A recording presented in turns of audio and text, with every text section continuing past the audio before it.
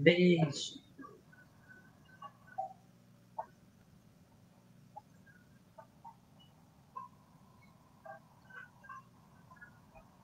Ok, vocês podem desligar o microfone para a gente conversar. Hoje a aula de número 11, a teologia de Eliú, o sofrimento é uma correção divina. Nós vamos estar estudando o livro de Jó, capítulo de número 32, 33, 34 e o 36, alguns versículos. O texto áureo se encontra no livro de Jó, capítulo 36, verso de número 15. Ao aflito livra da sua aflição, e na opressão se revela aos seus ouvidos. Verdade prática diz que o sofrimento não deve ser visto apenas sobre o aspecto punitivo, mas principalmente educativo. Vamos fazer a leitura da Bíblia de Jó, capítulo 32, do verso 1 ao 4. Então, aqueles 3 homens cessaram de responder a Jó, porque era justo aos seus próprios olhos. E acendeu-se a ira de Eliú, filho de Baraqueu, o Buzita, da família de Rão. Contra Jó se acendeu a sua ira, porque se justificava a si mesmo mais do que a Deus. Também a sua ira se acendeu contra os seus 3 amigos, porque não achando que responder, todavia condenavam a Jó. Eliú, porém, esperou para falar a Jó, porquanto tinha mais idade do que ele. No capítulo 33, do verso 1, diz assim: Assim, na verdade, ó Jó, ouve as minhas razões e dá ouvido a todas as minhas palavras. Eis que já abri a minha boca e já falou a minha língua debaixo do meu paladar. As minhas razões saíram da sinceridade do meu coração e a pura ciência dos meus lábios. O Espírito de Deus me fez e a inspiração do Todo-Poderoso me deu vida. Capítulo de número 34, verso 1. E respondeu mais Eliú e disse: Ouve, vós sábios, as minhas razões, e vós instruídos, inclinai os ouvidos para mim, porque o ouvido prova as palavras, como paladar prova a comida. Porque o que é direito, escolhamos para nós, e conheçamos entre nós o que é bom. Porque Jó disse: sou justo, e Deus tirou o meu direito. Apesar do meu direito, sou considerado mentiroso. A minha ferida é incurável, embora eu esteja sem transgressão. Capítulo 36, do 1 ao 5 de Jó. Prosseguiu ainda Eliú e disse: Espera-me um pouco e mostrar-te-ei que ainda há razão a favor de Deus. Desde longe repetirei a minha opinião ao meu Criador, atribuirei a justiça, porque na verdade as minhas palavras não serão falsas. Entrou alguém aqui? É a Isabel, alguém ligou para ela. Shalom, Isabel, tudo bem? Deus abençoe. Tá aí, Isabel? Qualquer coisa, microfone vermelhinho, você clica nele e você faz pergunta, tá bom? Então, Jó capítulo 36, verso de número 3. Desde longe repetirei a minha opinião e ao meu Criador atribuirei a justiça. Porque, na verdade, as minhas palavras não serão falsas contigo. Está um que é sincero na sua opinião. Eis que Deus é muito grande, contudo, a ninguém despreza, grande em força de coração. Nós vamos estudar o sofrimento como uma forma de revelar a Deus no primeiro tópico, e o subtópico diz que Deus é soberano. Nesse primeiro discurso de Eliú, destaca a queixa de Jó, porque Deus não lhe respondeu. Para o jovem amigo do patriarca, este não leva em conta a majestade divina que distingue o Criador de suas criaturas. Nesse sentido, Jó havia ignorado que Deus é infinitamente maior do que o homem e não precisa explicar acerca das suas ações nem do seu silêncio. No subtópico 2, fala do orgulho do homem que priva-o de ouvir Deus. Diz assim: todavia todos, um ser transcendente, Deus não deixa de se revelar ao homem quando julga necessário. Por isso, Eliú não aceita o argumento de Jó. Abre o silêncio de Deus, pois ele fala ao homem de várias maneiras, incluindo sonhos, visões. De acordo com Eliú, o problema não é o silêncio de Deus, mas o orgulho humano que não lhe permite escutá-lo. O jovem acredita que mesmo o patriarca, considerando-se moralmente puro, padece do pecado de orgulho.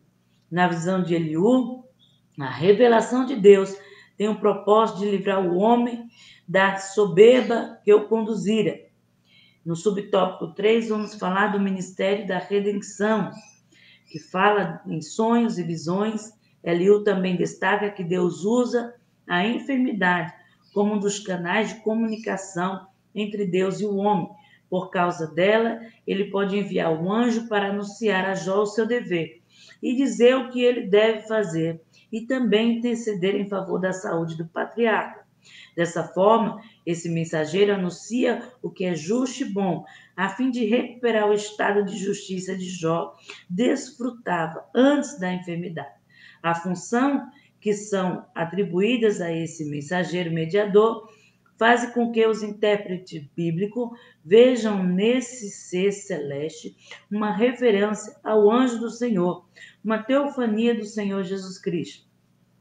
Não há dúvida de que esse mediador é a mesma testemunha celestial que Jó pedia que os defendesse em sua causa, e o Redentor que os justificasse depois de sua morte. Nesse sentido, conforme podemos atestar no livro, o ministério desse mensageiro é um ato decorrente inteiramente da graça de Deus em favor de Jó, para mediar a sua causa e resgatá-lo. O tópico número 2, vamos falar sobre o sofrimento como um meio de revelar a justiça e a soberania de Deus. No subtópico, nós vamos falar sobre a justiça de Deus demonstrada, o caráter justo de Deus, a defesa da soberania de Deus. No terceiro tópico, nós vamos falar do sofrimento como um instrumento pedagógico de Deus, o caráter pedagógico do sofrimento, e o subtópico, adorando a Deus na tormenta. Então, uma breve introdução aqui. Nesta aula, nós vamos falar da teologia de Eliú, que é um quarto amigo de Jó. Ele diz que o sofrimento é uma ação pedagógica de Deus para corrigir o homem. Eliú menciona o livro de Jó a partir do capítulo 32, quando começa a sua fala, este no qual não teve resposta por parte do patriarca, né? Eliú ingressou no debate procurando ser um meio termo entre o diálogo dos seus amigos e o diálogo do patriarca, resultando numa visão de Deus mais real do que a dos seus amigos e também insuficiente para desmentir as convicções do patriarca Jó. Embora ainda achasse que Jó seria um pecador, Eliú conseguiu, em seu discurso, ter uma visão da graça de Deus, né? Algo que fora completamente descartada pelos outros 3 amigos. Ele viu que o sofrimento pode ser um resultado do amor de Deus e não apenas fruto de uma punição. Vamos falar no primeiro subtópico, que fala sobre o sofrimento como uma forma de revelar a Deus. O primeiro discurso de Eliú foi direcionado aos 3 primeiros amigos dele, que está no capítulo 32. Ele fala que o sofrimento é um meio de purificação. Durante toda a discussão entre os amigos de Jó, ele se manteve calado por respeito à idade deles. Então, Eliú é o mais novo. Declarou que os sábios não são os de mais idade e que Deus pode conceder discernimento aos mais jovens como ele, né? Muita gente hoje se confunde, né? Quando a Bíblia diz que a sabedoria está nos cabelos brancos, estamos falando de experiências de vida, né? Mas muitas pessoas hoje desprezam as pessoas mais novas, principalmente quando elas estão no ministério de ensino, no ministério pastoral, porque acreditam que elas não têm muita sabedoria. Mas se você for ver na Bíblia, todos os jovens que respondem para Deus mais rápido, eles estão, vamos dizer assim, em um patamar de sabedoria divina. Você vê Daniel, você vê Davi e tantas pessoas que atenderam ao chamado de Deus na sua juventude. Eu mesmo atendi o chamado de Deus muito novo. Teve amigos meus que hoje são pastores de grandes igrejas que atenderam o chamado de Deus muito novo. Aos 17 anos se ingressaram no seminário.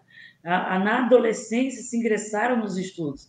Então, não podemos desprezar os mais novos simplesmente porque são novos, né? Porque a sabedoria divina, que nós já falamos aqui, pode estar com ele.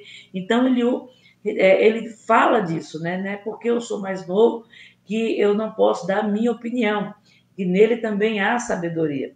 Por causa disso, né, do discurso dos seus 3 amigos, ele sentiu-se compelido a falar e propôs declarar sua opinião a respeito da opinião dos seus amigos. Em seu segundo discurso, ele se direciona a Jó. Ele acusou o patriarca de ter sido injusto para com Deus, pois não poderia considerar o Senhor como seu inimigo em virtude do sofrimento que estava passando. Ainda que fosse alguém inocente, como afirmava ser, não poderia questionar os propósitos divinos. Então, não devemos contender com Deus, mas devemos nos submeter à sua vontade, crendo que tudo acontece para o melhor para nós. Romanos 8, 28 diz que sabemos que Deus age em todas as coisas para o bem daqueles que o amam, segundo o que foram chamados, segundo o seu propósito, né? Tem gente que não anda no propósito de Deus, tem gente que não anda segundo o chamado de Deus e acha que tudo está cooperando para o bem dele, e isso não é uma realidade. O texto é bem claro. Sabemos que tudo coopera para o bem daqueles que amam a Deus, segundo o chamado, segundo o seu propósito. No subtópico 1, fala sobre o Deus soberano. Em seu segundo discurso, Eliú insiste que Deus é soberano e não tem que prestar contas do que faz para ninguém. Ele descreve isso no Jó 33, nos versículos 13 e 14. Mas mesmo assim, por toda a sua obra, por toda a sua vontade, ainda se dá o trabalho de se revelar ao homem aquilo que ele vai fazer. Ele descreve isso no versículo 14 ao 18 do capítulo 33. Né? Sabemos que Deus revela toda a sua vontade àqueles que são seus amigos, àqueles que estão com Deus, aqueles que o buscam. Deus revela toda a sua vontade. Você pode ver isso na vida de Abraão, quando Deus prega até a respeito da salvação para Abraão. Então, todos aqueles que se aproximam de Deus, Deus ele revela a sua vontade. O Deus de Eliú, ao contrário dos demais amigos de Jó, é um Deus participante, né? Lembrando, nas outras aulas, nós vimos que os amigos de Jó não acreditavam que Deus fosse um Deus participante. Mas para Eliú, Deus é um Deus participante, um Deus que não deixa a sua criação à própria sorte, mas um Deus que não está obrigado a prestar contas, porque ele é soberano. Veja, capítulo de 33 de Jó, do 13 ao 15, ele vai dizer assim: por que razão contendes com ele?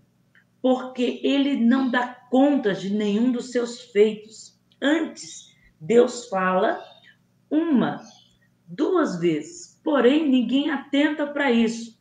Em sonho, em visão da noite, quando cai no sono profundo sobre os homens e o adormecem na cama.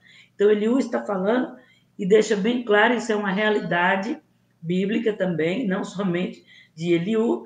Ele é um jovem muito sábio, dá para ver, de acordo com as suas palavras, que Deus fala com o homem, mas o orgulho do homem não deixa que o homem possa ouvir a Deus.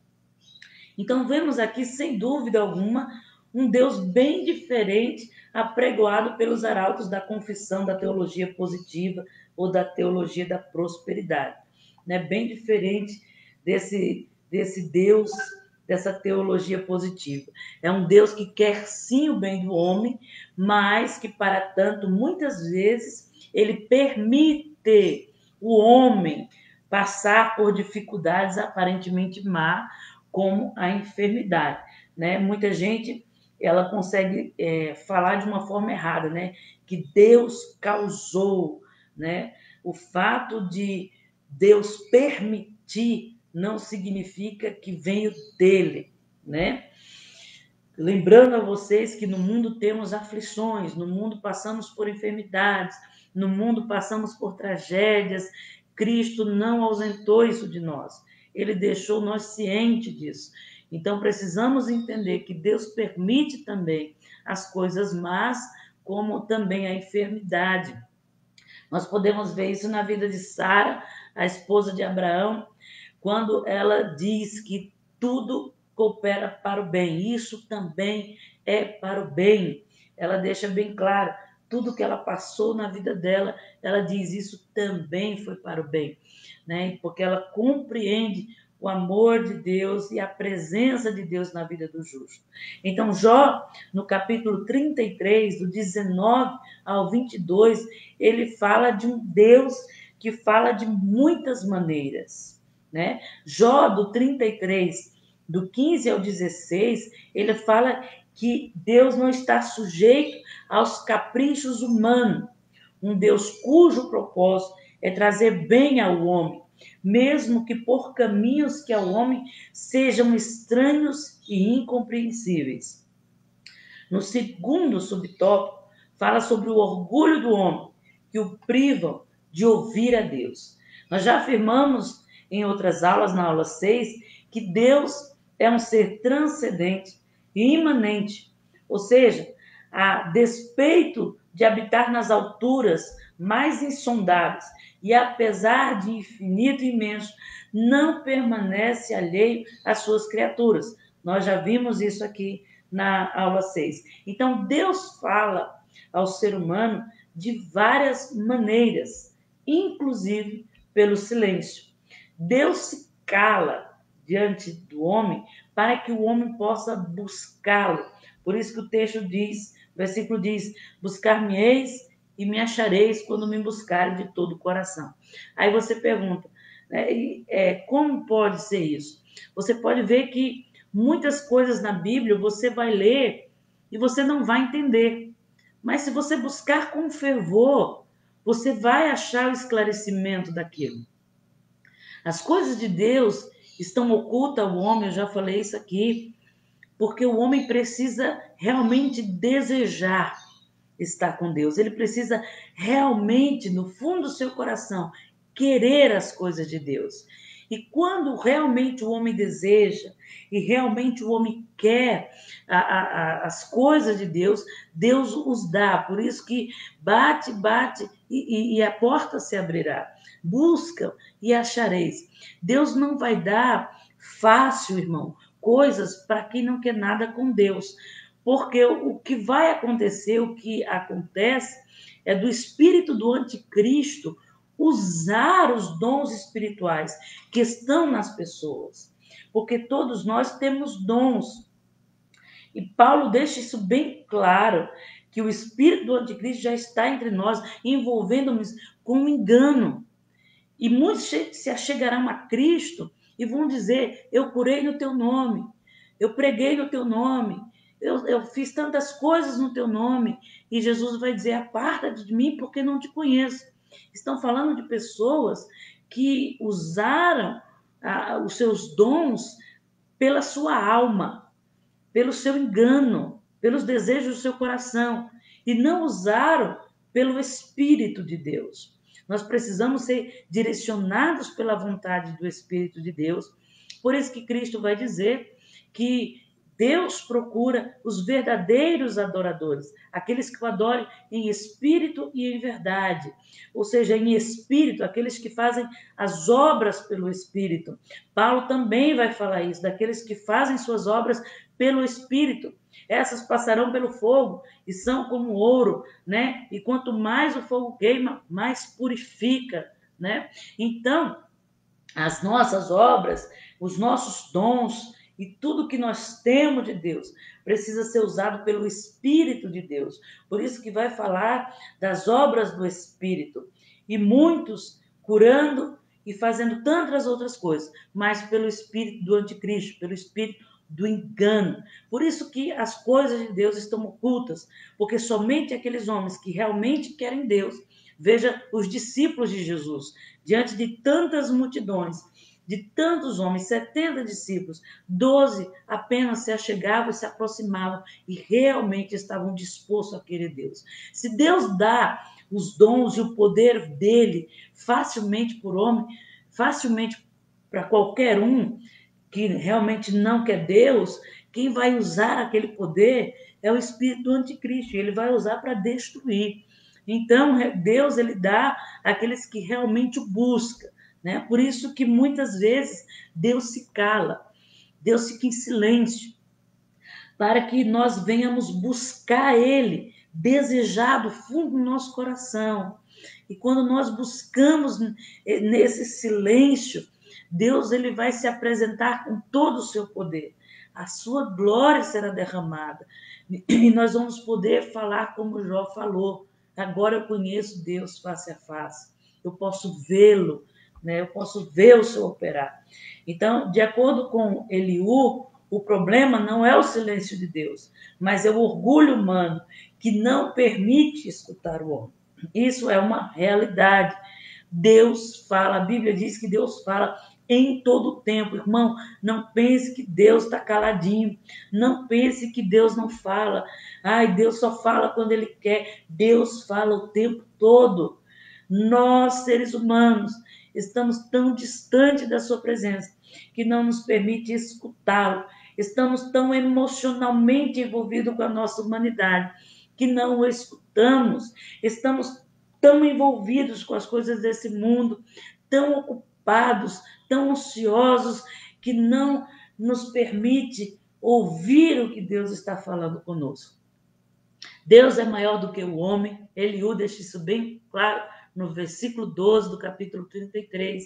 Ele declarou dessa forma: e não precisa dar contas de nenhum dos seus atos ao ser humano. Ele deixa bem claro: Deus é grande.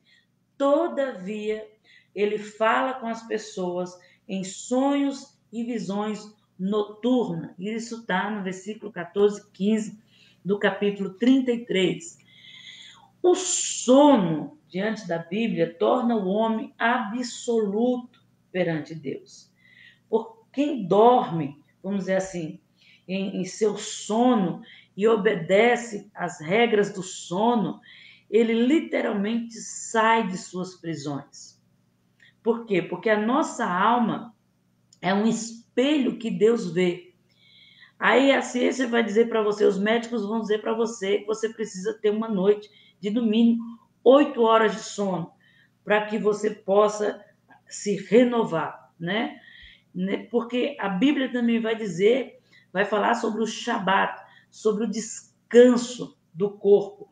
Isso está falando de princípios do corpo, do descanso. Então, são muito importantes, porque é nesse descanso, nessa calmaria, que nós conseguimos ouvir a voz de Deus. Pode ver que durante a noite o mundo se cala. Durante a noite, todas as vozes que estão em sua volta se calam. Durante a noite, a sua alma se aquieta. Você não fica pensando e remoendo pensamentos. Sua alma está quieta.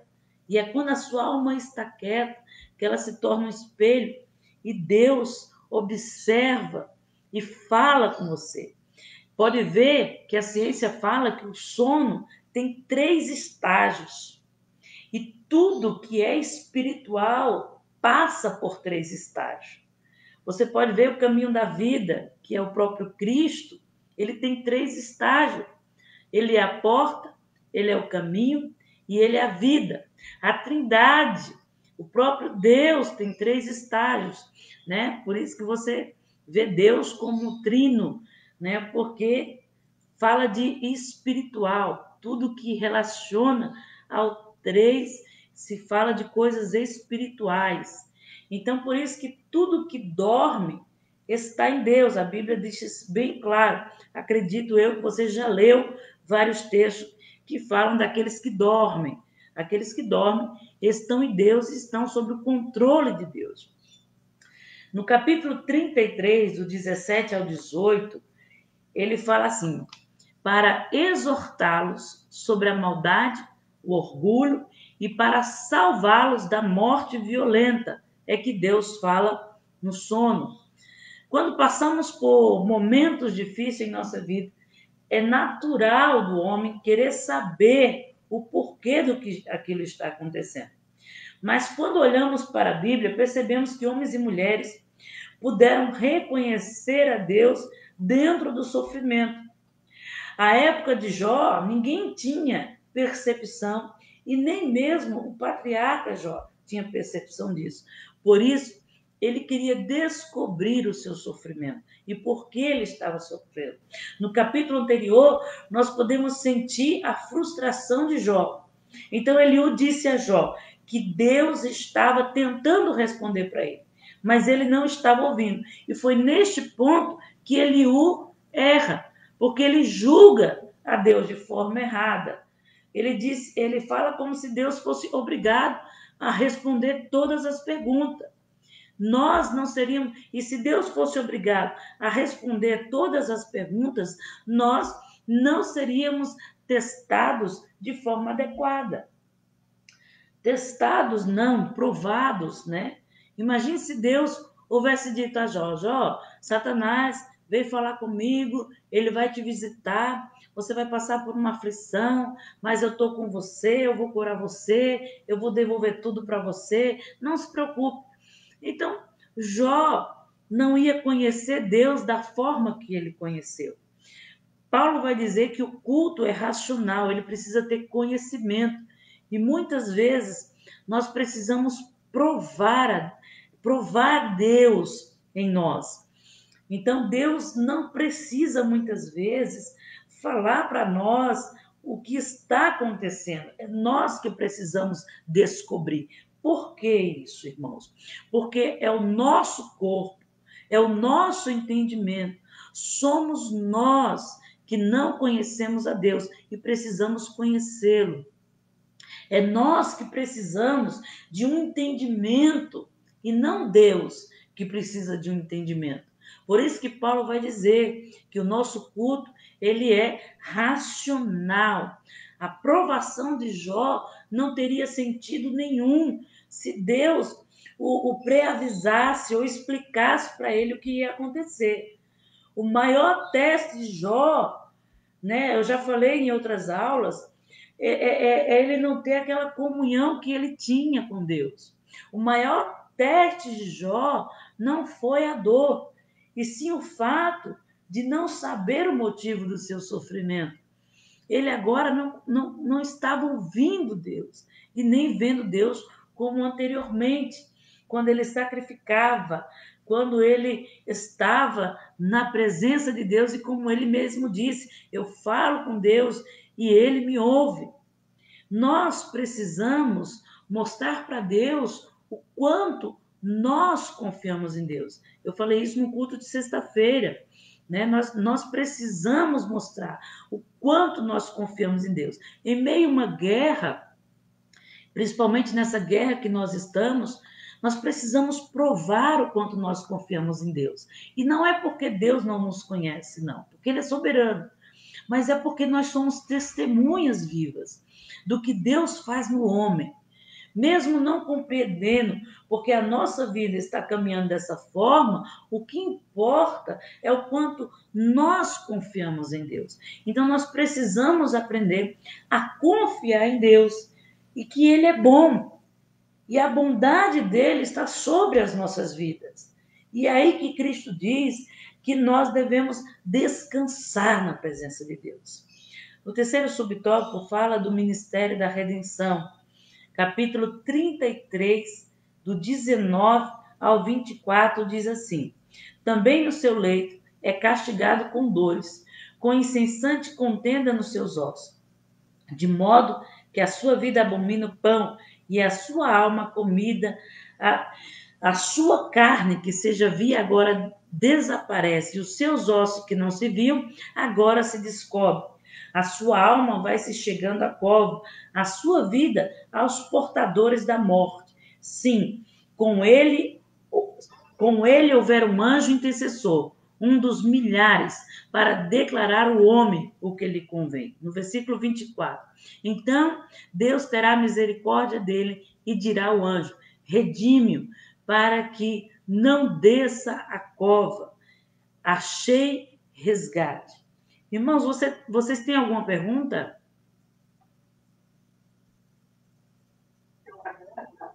Amém. Então, além dos sonhos e visões, Eliú deixa bem claro também, Eliú também destaca que o Senhor também fala por meio das dores, das doenças graves e das enfermidades. Situações em que até mesmo a comida apetitosa se torna repulsiva no homem. Aí ele vai dizer: se houver um anjo intercessor, no versículo 23, este explica os caminhos dos justos de Deus ao homem. E se o sofredor escolher a palavra pela fé, então o Senhor o salvará por meio de um resgate adequado, para que não desça a cova. Não há dúvida que esse intercessor, esse mediador, é a mesma testemunha celestial que Jó pedia como que defendesse a sua causa, ou seja, um resgatador, um defensor, um redentor que justificasse depois da sua morte. O foco de Eliú era que Deus havia falado por diversas vezes. Ele falava em sonho, ele falava no sofrimento e ele fala por meio de anjo. Em Jeremias 23, 28, diz assim: o profeta que tem um sonho, conte o sonho, e o que tem a minha palavra, fale a minha palavra com fidelidade. E que o sonho, aí em Gênesis 41, 32, foram 2 versículos que eu peguei para falar a respeito de sonho, que também é uma ferramenta profética, como diz Jeremias: quem tem sonho, conte-o, né? E eu peguei também a palavra de José, quando ele descreve em Gênesis 41, 32, o que o sonho foi repetido 2 vezes a Faraó. É porque esta coisa é determinada por Deus e Deus tem pressa em fazê-la. Ou seja, os 2 sonhos, né, com imagens diferentes, mas com o mesmo significado. É porque Deus estava falando e ele tem pressa naquilo que ele quer fazer. Então, assim, antes de falar pelos sonhos, Deus fala pela sua palavra. Antes de falar pelos sonhos, Deus usa a sua palavra, a pregação da sua palavra e pelos acontecimentos da vida. Todos os patriarcas, matriarcas, eles entendiam isso, que os acontecimentos da vida, Deus estava falando com eles e eles precisavam compreender o que eles precisavam aprender com Deus. Deus vai me dar sonhos e visões? Vai. Deus manda pessoas falar comigo? Sim. A noite pertence a Deus. Muitas pessoas dizem que não, né? Os adeptos da demoniologia, né? Que só vê demônio. Eles acham que a noite é do diabo, que às 3 da manhã é de Satanás e dos satanistas, né? Mas a noite, ela é do Senhor. Pode ver que Paulo e Silas na prisão foram à noite, enquanto eles cantavam, à meia-noite as prisões foram quebradas, à meia-noite ouve-se o grito, à meia-noite ouvirá-se a trombeta, à meia-noite. Então, a noite, ela pertence a Deus. Ele determina nossas obras e a nossa recompensa do dia seguinte à noite. enquanto nós dormimos. Isso é um fato. Isto está em todo contexto bíblico relacionado à noite e ao descanso do corpo.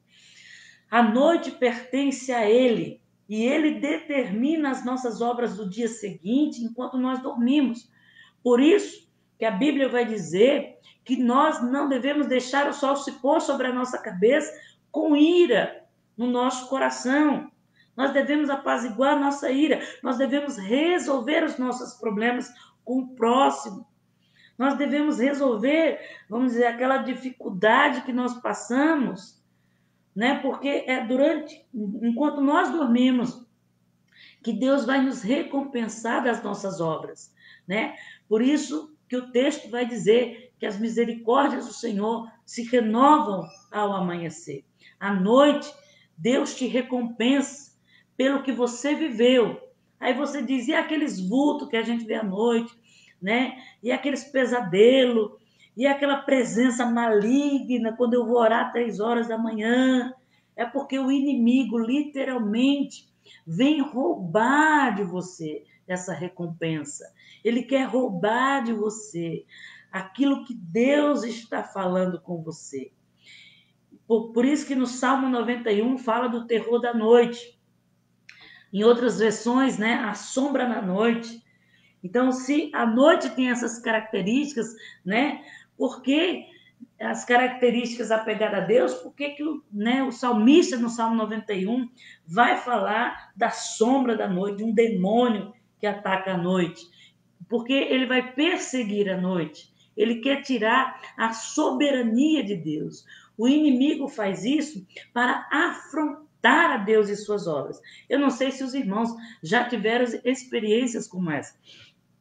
Quando eu descobri isso, estudando os textos bíblicos a respeito do descanso, dos princípios do corpo, eu entendi que o inimigo vinha roubar os sonhos, roubar as visões, e com isso ele nos perturba para que a gente não venha...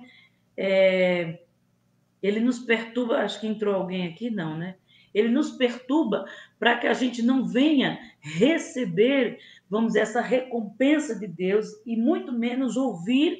É um meio dele afrontar a soberania de Deus e ao mesmo tempo de nos roubar. Eu já tive essa experiência e quando eu descobri isso, Deus estava falando por volta de 3 sonhos seguidos, sonhos com imagens diferentes, mas que tinham o mesmo significado.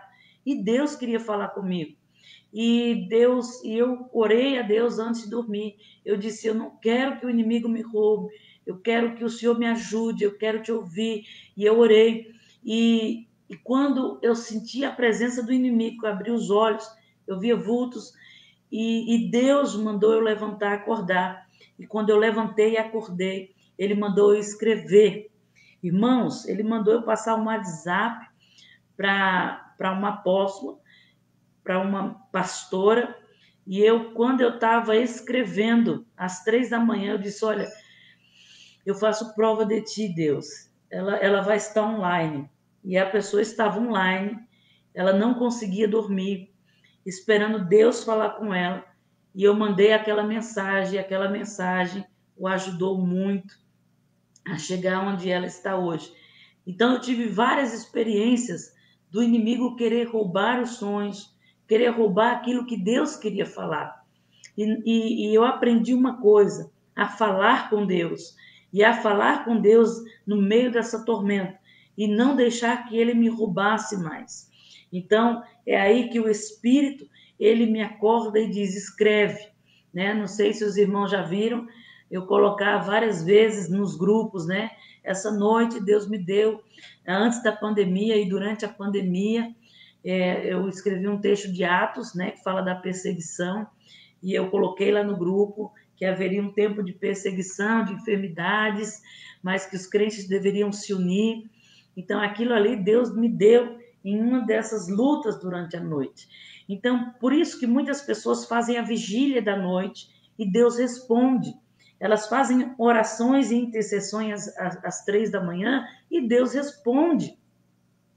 porque elas estão buscando no momento em que Deus fala com o homem. Por isso que a Bíblia vai dizer: buscar-me-eis e me achareis quando me buscares, né, na madrugada. Então, queridos, esse Deus é um Deus que fala quando nossa alma se aquieta, quando nossa alma está em silêncio.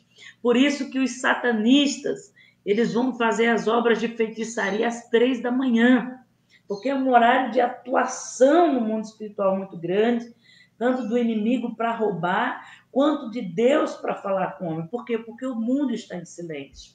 A ciência vai dizer que quando nós dormimos, nós estamos em um tipo de quase morte, né?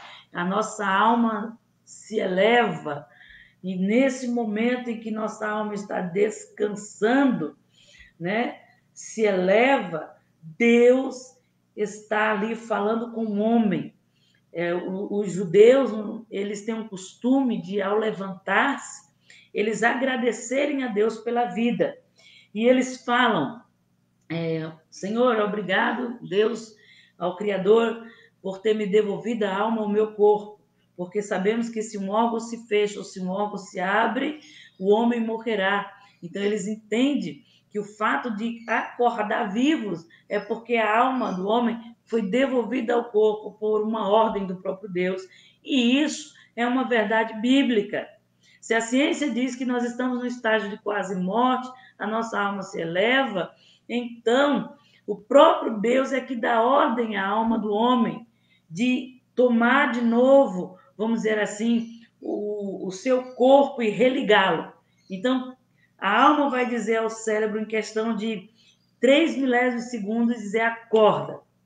E ela também vai lembrar a ira que você teve e foi dormir com ela e colocou o sol sobre a sua cabeça com ela, e ela vai dizer: desperta com isso aí, porque eu não esqueci. Por isso que Davi vai dizer: aquieta minha alma. Ele está controlando as emoções. Irmão, se você não desfruta de Deus à noite, você vai acabar sendo atormentado pelo teu inimigo. Por isso que é uma guerra espiritual durante a noite, né? À noite, a alma humana está elevada, o mundo está em silêncio, e fica mais fácil ouvir o Espírito, devido à quietude da nossa alma. Se você nunca fez isso, faça.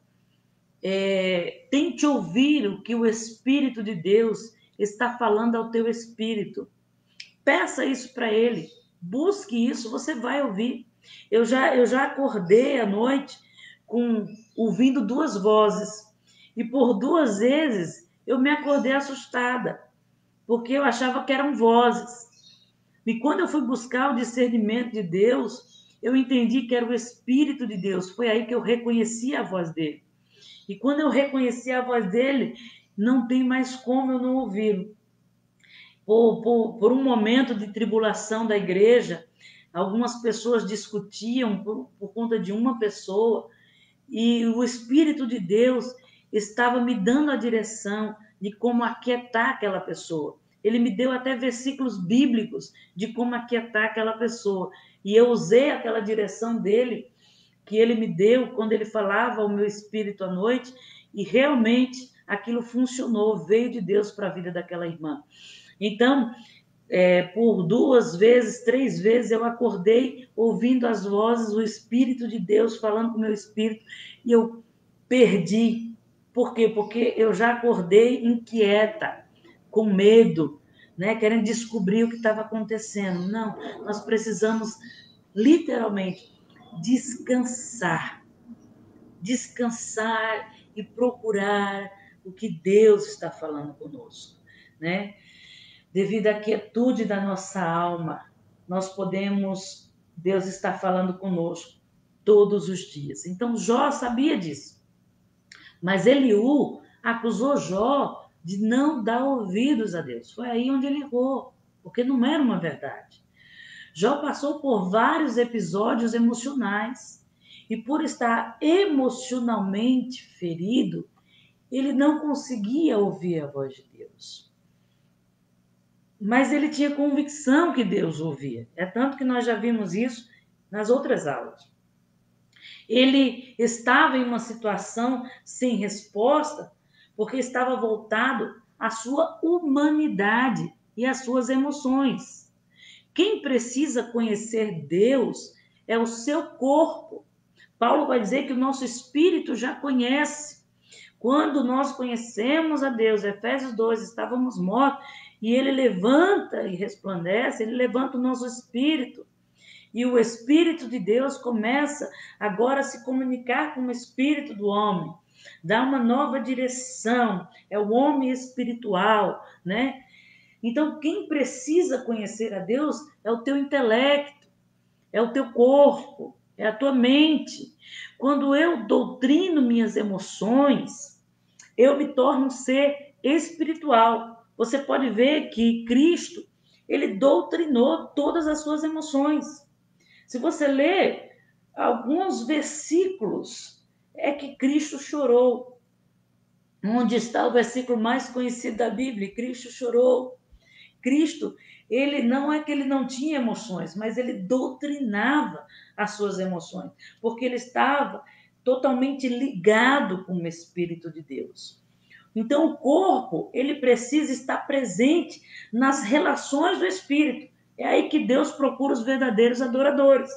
Quando o nosso intelecto, as nossas emoções, o nosso corpo está envolvido com as obras do Espírito.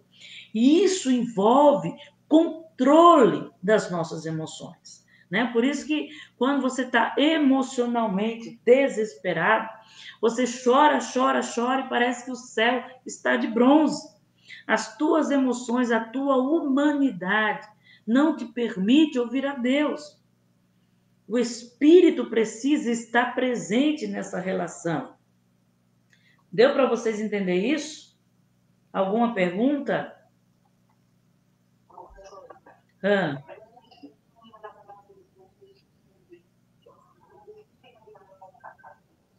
Exatamente. Ex exatamente. Exatamente. Paulo deixa isso bem claro, que o espírito é incorruptível. Ele volta para Deus quando o homem morre. Porque o espírito é o ruach, é o poder de Deus dentro do homem. Como eu já falei para vocês, nada neste mundo tem o espírito de Deus, o espírito do ruach, o espírito de vida. Somente o homem tem esse espírito. Pode ver, a Bíblia não diz, e o cachorro tem corpo, alma e espírito. Não. O Espírito é a partícula de Deus, é um pedaço do poder de Deus dentro do homem que o leva a conhecer a Deus. E esse Espírito é o poder de Deus. É esse Espírito que o diabo quer alcançar para destruir o homem, que o Espírito do Anticristo quer alcançar, né? Então, quando o homem usa os dons por meio da sua alma, que isso acontece muito, é o Espírito do Anticristo, é o Espírito do engano, está agindo por meio desse homem. O Espírito de Deus precisa estar presente nas ações. Por quê? Porque a partícula de Deus é o Espírito do homem. E quando o homem morre, essa partícula volta para Deus, incorruptível, né? Então, mais alguma pergunta? Não? Então vamos prosseguir. Embora Eliú não explique o que quer dizer com achei resgate, ele não vai explicar sobre o resgatador, nem sobre esse anjo salvador. No final do versículo 24. É justificável imaginar que esteja se referindo ao mesmo que 1 Timóteo 2,6, aquele que a si mesmo se deu em resgate por todos. Então, Eliú fala de um resgatador, Jó fala de um resgatador, mesmo sem saber. Eliú está tratando aqui do ministério da redenção, que milhares de anos após haveria de ser revelada à humanidade. Segundo Eliú, a pessoa que ouve a admoestação do Senhor tem saúde física e espiritual restaurada. Irmãos, são assuntos polêmicos, né, que as pessoas querem que você prove com versículos. Não dá para você provar com versículos um estudo tão profundo. Você precisa estudar a respeito do corpo, o que a Bíblia fala sobre o corpo e toda a relação com o corpo. Você precisa estudar tudo sobre o espírito. Você precisa estudar princípios bíblicos, princípios da mente, princípios dos sonhos, princípios da profecia. Tudo deve ser estudado detalhadamente. E quando estamos falando de sonhos, visões, estamos falando do corpo. O corpo da pessoa, muitas vezes aqui, segundo Eliú, que a pessoa precisa ouvir as admoestações do Senhor para ter saúde física e espiritual restaurada. Isso é um fato. O corpo da pessoa, muitas vezes, rejeita o Espírito de Deus. O próprio corpo, por não conhecer, por não ter passado experiências com Deus, ele rejeita o Espírito de Deus. Por isso que quando Jó passa por essa tribulação, no finalzinho, ele bate no seu peito e diz: eu conheço Deus face a face. Ele está falando que o corpo dele conheceu Deus, não somente o seu espírito, né? a sua alma, os seus pensamentos. Não, ele provou de Deus em seu corpo. E muitas vezes o corpo da pessoa, por não ter passado experiências com Deus e não ter discernido as experiências com Deus, ele rejeita o Espírito de Deus. E por isso, a pessoa muitas vezes não é curada. Não é que Deus não quer curar, é que o próprio corpo rejeita o Espírito de Deus. Então, logo, a cura está em ouvir o Espírito. Ou seja, nós precisamos tirar de nós toda rejeição do Espírito de Deus. Eu costumo dizer, vai ler a Bíblia, tira toda a teologia, tira tudo que você aprendeu e vai ler a Bíblia. Pega uma Bíblia sem estudo e procura ler ela com a direção do Espírito de Deus, né? Porque nós temos um costume de procurar pensamentos humanos. Deixa eu ver o que o Hernandes de Eló pensa, deixa eu ver o que o fulano de tal pensa, deixa eu ver o que o pastor Cicrano pensa, e a gente começa a agir dessa forma e terminamos perdendo de ver o que realmente Deus está falando naqueles textos. Nós precisamos ouvir o Espírito e tirar todo tipo de rejeição, todo tipo de obstáculos que nós criamos a respeito do próprio Deus. O seu corpo precisa fazer parte das relações do Espírito, e isso envolve controlar nossas emoções. Nas enfermidades, é muito difícil nós ouvirmos a Deus, porque nós não conseguimos controlar as nossas emoções. A nossa humanidade está ressaltada, né? Por isso o corpo um outro detalhe, né? O corpo é templo do Espírito. É o lugar onde Deus usa e realiza o homem. Duas coisas curam o nosso corpo: a fé e o Espírito. Deuteronômio 28, 27 diz: o Senhor vos ferirá com úlceras do Egito, com tumores, com encorbutos e com sarnas, e para nenhum desses males haverá remédio. Então, aqui está falando de um homem que rejeitou os mandamentos de Deus. E existem sequelas quando nós rejeitamos o mandamento de Deus. É por isso que eu digo com toda convicção, e as pessoas perguntam: de onde você tirou isso? Em que versículo está? Está no estudo aprofundado da palavra de Deus a respeito do corpo. O nosso corpo, Deuteronômio diz que quando nós rejeitamos o que Deus oferece a respeito da vida e dos seus mandamentos, nós somos curados, restaurados, a terra é farta, né? Pode ler lá. Mas quando há uma rejeição à enfermidade, à doença, a isso, aquilo, a tanta coisa, né? A seca na terra, não há prosperidade, né? Pode ver as bênçãos e as maldições de Deuteronômio, capítulo 28. Então, nesse versículo do 27, está falando de doenças incuráveis, como tumores, encorbutos, sarnas, males incuráveis, a qual a própria Bíblia diz que não haverá remédio. Por quê? Porque rejeitaram os mandamentos de Deus. Quando nós rejeitamos os mandamentos de Deus, a primeira sequela é no corpo. Por isso que Paulo vai dizer que muitos estão doentes por não discernir o corpo de Cristo. Né? Lembra 1 Coríntios 11, quando ele fala da ceia? Por não obedecer os mandamentos, por não andar em unidade. Muitos estão doentes, Paulo deixa isso bem claro.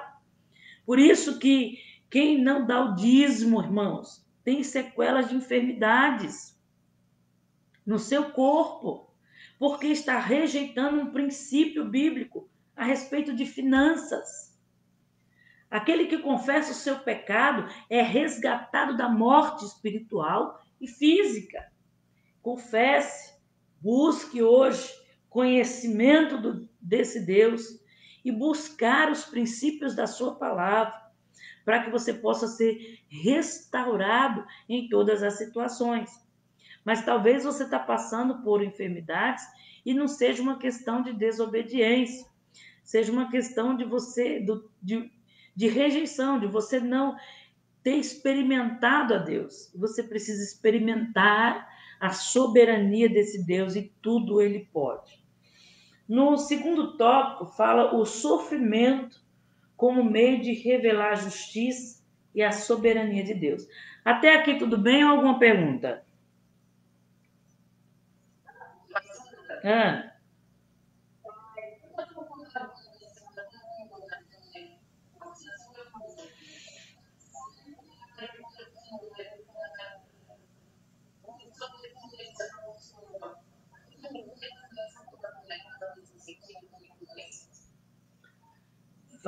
Vai vir, vem sim, né? A Bíblia diz sobre a tua casa, mas especificamente começa na própria pessoa. Ele precisa provar, ele precisa ver, realmente sim, porque há um descuido, um desprezo a respeito dos mandamentos de Deus. Por isso que eu não me preocupo com pessoas que começam a rejeitar. A gente fala, ela não ouve, a gente fala, ela não obedece. Aí, de repente, a pessoa está enferma. Aí o povo, pastor, vamos orar por fulano, o rebelde, vamos colocar assim. Vamos orar. Aí Deus fala, não ora. Ela precisa provar Deus ali. Mas tem pessoas que é o contrário. Tem pessoas que é como Jó, tá? Ela é uma pessoa justa. Ela é uma pessoa fiel a Deus, né? Jó sacrificava, Jó ajudava, Jó, né, um justo diante de Deus. Mas ele precisava conhecer a Deus nesse sentido e provar para o mundo quem é Deus e o Deus que ele serve. Né? Ele foi uma testemunha viva do que Deus pode fazer na vida de um homem. Né? Então, se você é esse justo, né? Se você é essa pessoa boa, seja uma testemunha de Deus do que Deus pode fazer através da sua vida. Mas também o que Eliú está argumentando aqui é que não podemos nos gabar da nossa justiça. Né? Não podemos, eu sou justo, isso não poderia estar acontecendo comigo. Não. Eliú está dizendo exatamente isso. Né? Não é porque você é justo que nada vai acontecer com você. Eliú, ele havia discernido o que é bom e o que é mal. Algo que é fruto de um julgamento que não pode ser feito pelo homem. É onde ele erra. Né? Ele vai julgar Jó, ele vai julgar a vida de Jó, e esse julgamento só pertence a Deus. É aí onde o amigo de Jó ele erra. Nós devemos tomar cuidado com isso, né? Então aqui Eliú, ele comete o mesmo erro que apontou os outros 3 amigos de Jó. Segundo o discurso, ele vai fazer juízo a respeito de Jó, coisa que somente Deus pode fazer. Tiago, capítulo 4, do 11 ao 12, vai dizer, quem fala mal do irmão e o julga, fala mal da lei, e julga a lei.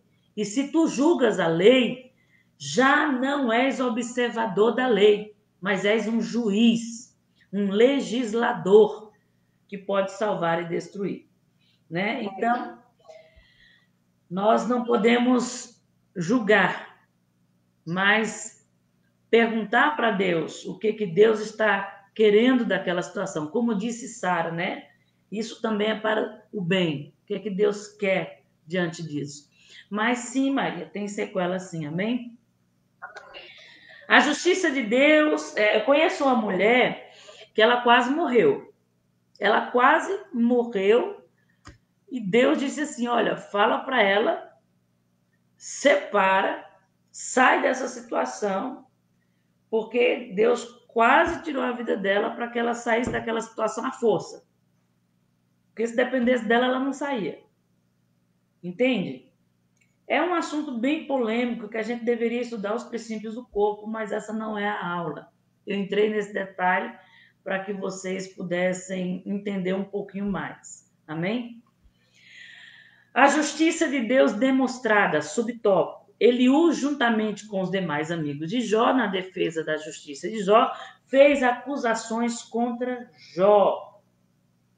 Ele citou declarações de Jó em que este se queixava de Deus por causa do sofrimento a um homem e por não haver vantagem em levar uma vida piedosa a fim de agradar ao Senhor. Ou seja, tudo isso que eu fiz não adiantou de nada.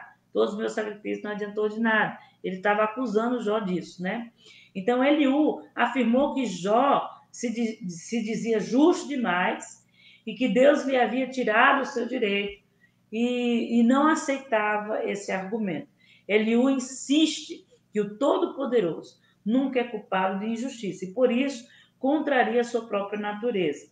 Para justificar a sua tese diante de Jó e de seus amigos, Eliú descreve o caráter justo de Deus da seguinte forma: ele age com justiça quando retribui ao homem o que merece. Isso está no versículo 11 do 34. Olha o que ele diz: pois retribui ao homem segundo as suas obras e faz que a cada um toque segundo o seu caminho. No versículo 13 do 34, Deus não precisa prestar conta dos seus atos. Isso são os argumentos de Eliú. Né? Ele não está certo, não está errado. Né? Deus não precisa prestar conta dos seus atos a ninguém, visto que não recebeu autoridade de nenhum outro ser ao ser criado. Aí ele diz: quem lhe entregou o governo da terra? Quem lhe confiou o universo? Ninguém. É de Deus. Então Deus não deve satisfação. É isso que Eliú está dizendo.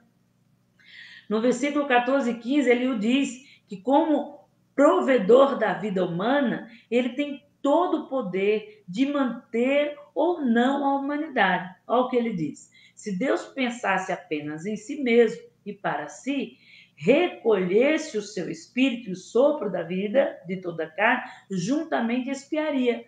Um homem voltaria ao pó. Ou seja, se Deus quiser, ele tira a vida de todo o sopro de vida e o homem volta ao pó. Ponto. Ele é o dono da vida. No versículo 16 do 34, 16 ao 20, ele diz que o Todo-Poderoso não faz acepção de pessoas, quer sejam reis, pobres ou nobres. Olha o que ele diz: se, pois, há em ti entendimento, ouve isto. Inclina os ouvidos ao som das minhas palavras. Acaso governaria o que aborrece o direito? E quererás tu condenar aquele que é justo e poderoso? Disse a um rei: ó vil, aos príncipes, ó perverso, quanto menos ao pobre, porque todos são obra das mãos de Deus. De repente morrem, à meia-noite os povos são perturbados e passam, e os poderosos são tomados por força invisível. Deus é onisciente e, como tal, conhece os passos e as intenções de todos os homens, sem precisar inquiri-los em juízo. Olha o que Eliú diz no versículo 21 ao 25. Os olhos de Deus estão sobre o caminho do homem e veem todos os seus passos. Não há trevas, nem sombra assaz profunda, onde se esconda os que praticam a iniquidade. Ninguém pode se esconder de Deus. Versículo 23.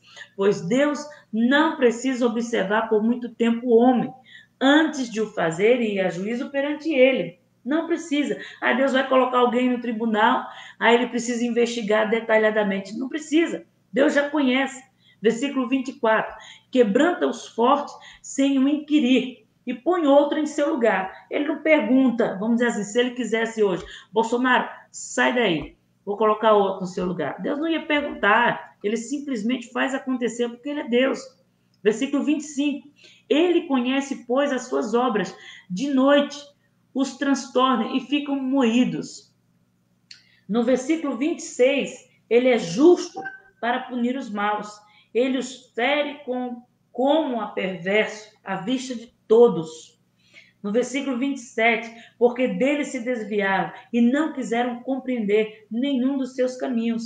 E assim fizeram que o clamor do pobre subisse até Deus, e este ouviu os lamentos dos aflitos. Se ele aquietasse, quem o condenará? Né? Se Deus ficar quieto diante da iniquidade do homem, quem vai condená-los? Se encobrir o rosto, quem poderá contemplar? Seja um povo, seja um homem, né? Para que o ímpio não reine e não haja quem iluda os povos. Então, esse é o nosso Deus, está sob o controle de todas as coisas. Diante dessa descrição, ele o entendeu ser uma ousadia inadmissível, Jó querer contender com Deus, diante da superioridade e soberania do Senhor. E entendia que, diante de Deus, ao contrário que alegava Jó, o homem não terá qualquer chance de julgamento diante desse Deus soberano. Esta visão de Eliú despreza a graça de Deus. Ele está falando de um Deus que tudo vê, que tudo pode, sim, ele é soberano, sim, mas não podemos excluir a graça de Deus e que não corresponde à realidade do caráter de Deus. Se a gente tirar a graça, tirar o amor, nós estamos indo contra o caráter desse Deus. Ele é soberano e na sua soberania se encontra graça e se encontra o seu amor.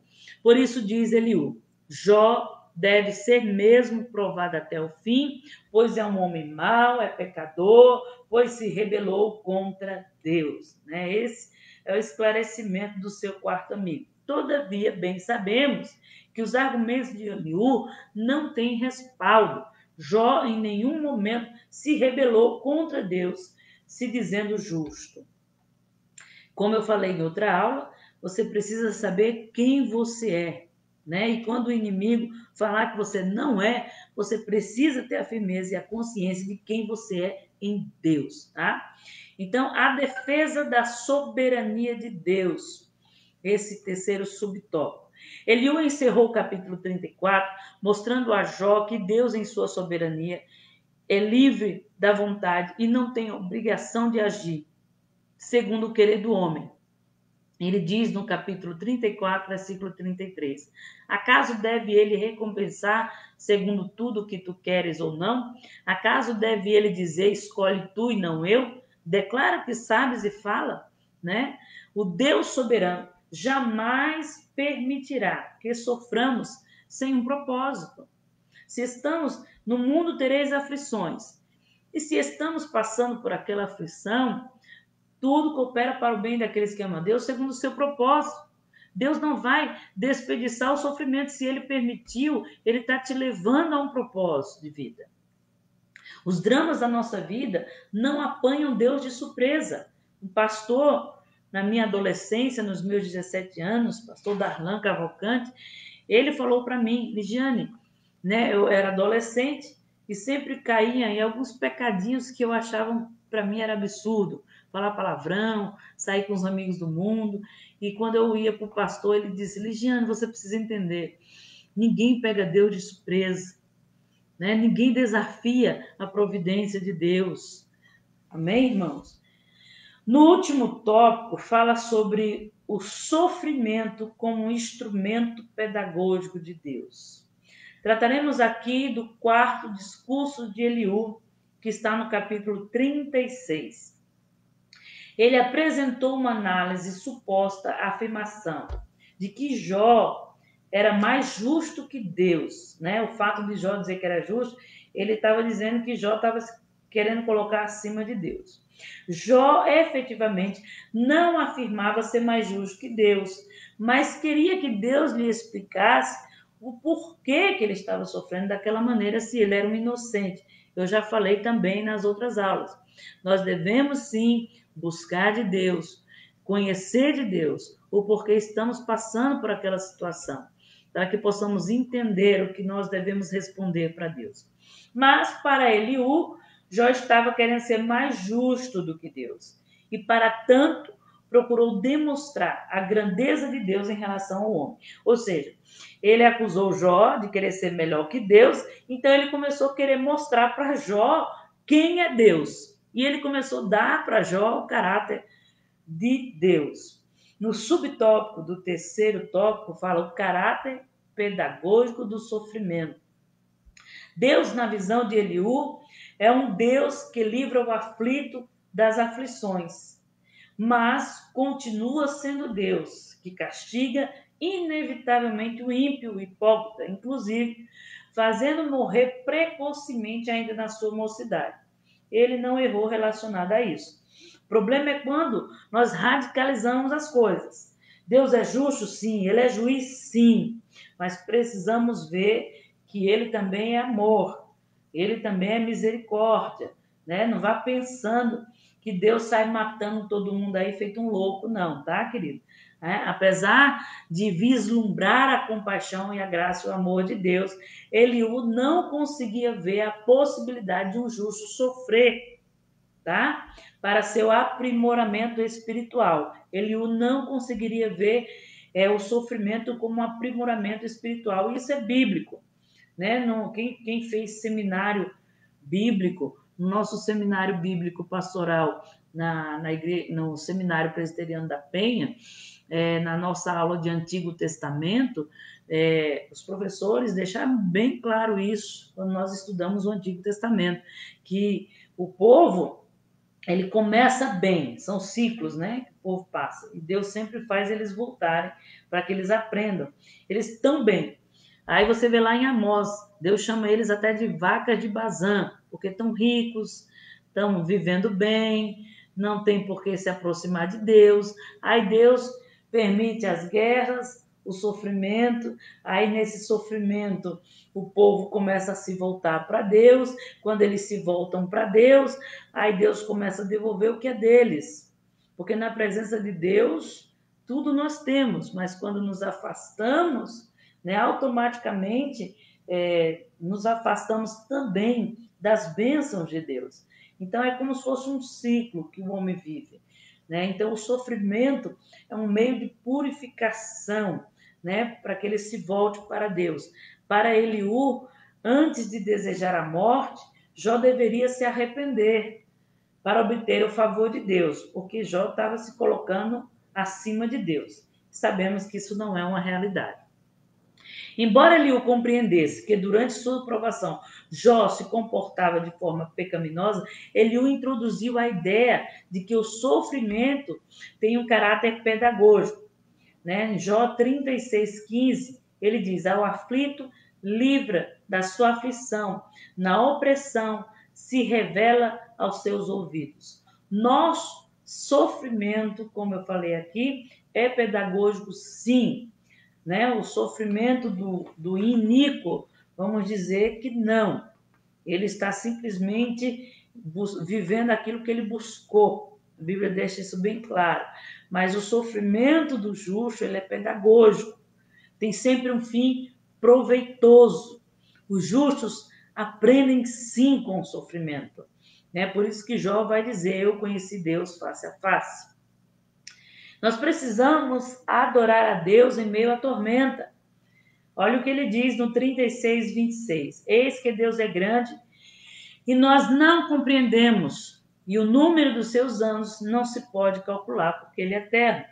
Ao afirmar a Jó que não há como querer compreender a Deus, Eliú adiantou uma parte do discurso que o próprio Deus faria ao patriarca Jó. Neste ponto, Eliú está completamente correto, né? Lembrando que ele erra ao acusar Jó, né?